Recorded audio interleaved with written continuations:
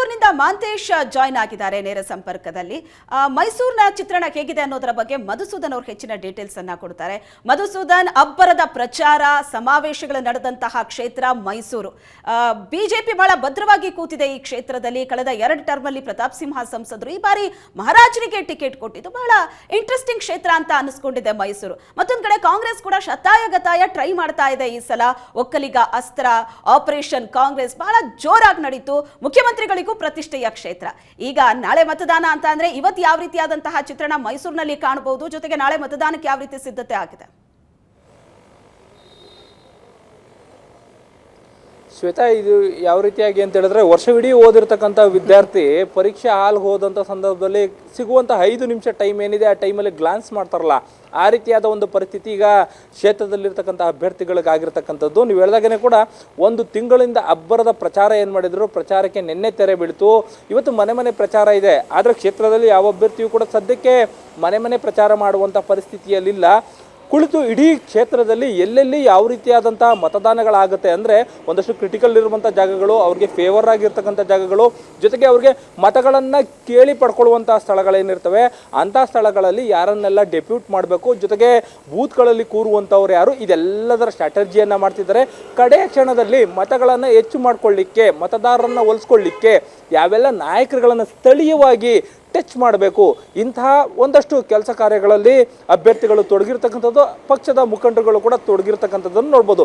ಇನ್ನು ಮೈಸೂರು ಕೊಡಗು ಲೋಕಸಭಾ ಕ್ಷೇತ್ರ ಏನಿದೆ, ಈ ಕ್ಷೇತ್ರ ಈ ಬಾರಿ ಹೈ ವೋಲ್ಟೇಜ್ ಕ್ಷೇತ್ರ ಆಗಿತ್ತು. ಜೊತೆಗೆ ರಾಜ್ಯದ ಗಮನವನ್ನು, ಅಂದರೆ ದೇಶದ ಗಮನವನ್ನು, ಮೋದಿಯವರ ಗಮನವನ್ನು ಸೆಳೆದಿದೆ ಅನ್ನೋದು ಕೂಡ ತಪ್ಪಾಗಲಿಕ್ಕಿಲ್ಲ.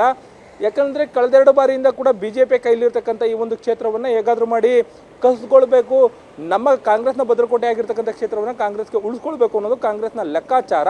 ಆ ಲೆಕ್ಕಾಚಾರದಿಂದಲೇ CM, DCM ಸೇರಿದಂತೆ ನಾನಾ ಜನ ನಾಯಕರುಗಳು ಕೂಡ ಬಂದು ಇಲ್ಲಿ ಒಂದು ರೀತಿಯಲ್ಲಿ ಇಡೀ ಕ್ಷೇತ್ರದ ಮೂಲೆ ಮೂಲೆಯಲ್ಲೂ ಕೂಡ ಪ್ರಚಾರವನ್ನು ಮಾಡಿ ತಮ್ಮ ಮತ ಬ್ಯಾಂಕ್ ಏನಿದೆ ಅದನ್ನು ಗಟ್ಟಿಗೊಳಿಸುವಂಥ ಕೆಲಸವನ್ನು ಮಾಡಿದ್ದಾರೆ.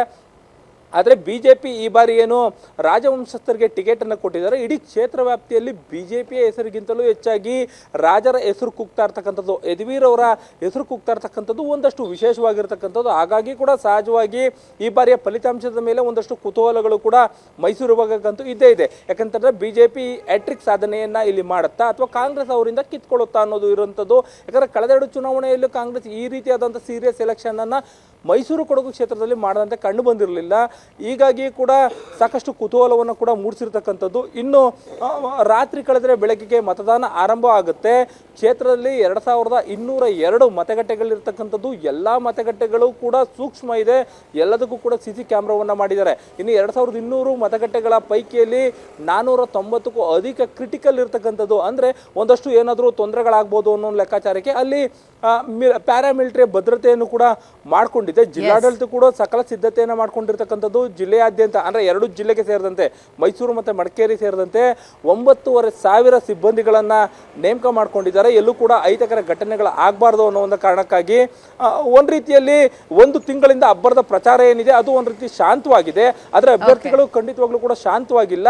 ಕಡೆ ಕ್ಷಣದಲ್ಲಿ ತಮ್ಮ ಮಾರ್ಕ್ಸ್ ಅನ್ನ ಜಾಸ್ತಿ ಮಾಡ್ಕೊಳ್ಳಿಕ್ಕೆ ಏನೆಲ್ಲ ಪ್ರಯತ್ನ ಮಾಡಬೇಕು ಆ ಒಂದು ನಿಟ್ಟಿನಲ್ಲಿ ಕಾರ್ಯತಂತ್ರವನ್ನ ಎಣಿತಾ ಇದ್ದಾರೆ.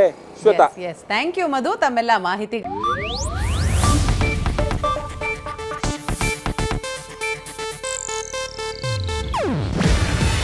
ಇದು ಏಷ್ಯಾನೆಟ್ ನ್ಯೂಸ್ ನೆಟ್ವರ್ಕ್ ಪ್ರಸ್ತುತಿ. ನೀವು ನೋಡ್ತಿದ್ದೀರಾ ಏಷ್ಯಾನೆಟ್ ಸುವರ್ಣ ನ್ಯೂಸ್.